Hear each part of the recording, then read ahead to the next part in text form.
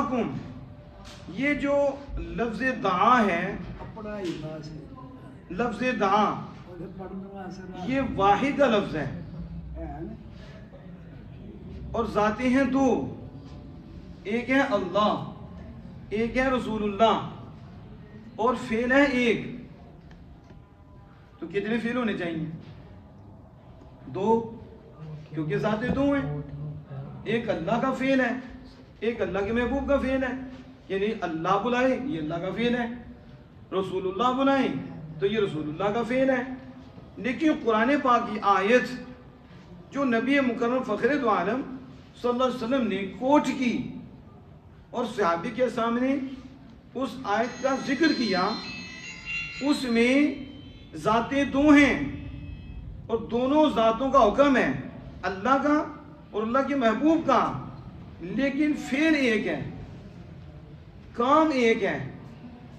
یہ اس بات کی دلیل ہے کہ رسول اکرم فخر دو عالم صلی اللہ علیہ وسلم کی دعوت خدا کی دعوت ہے.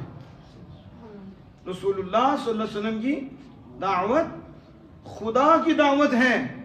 رسول اکرم صلی اللہ علیہ وسلم کی محبت خدا کی محبت ہے. رسول اکرم صلی اللہ علیہ وسلم کا قول خدا ہے. رسول اکرم صلی اللہ علیہ وسلم کا فعل خدا ہے.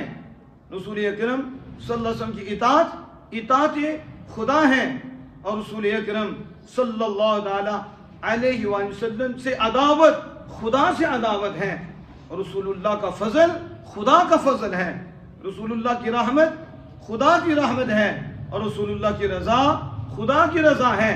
آپ قرآن پڑھتے جائیں، ذاتیں دو آتی جائیں گی لیکن سیدھا ایک کا آئے گا اور فعل ایک کا آئے گا اور یہ بتائے گا ذاتیں دو ہیں، باتیں ایک ہیں.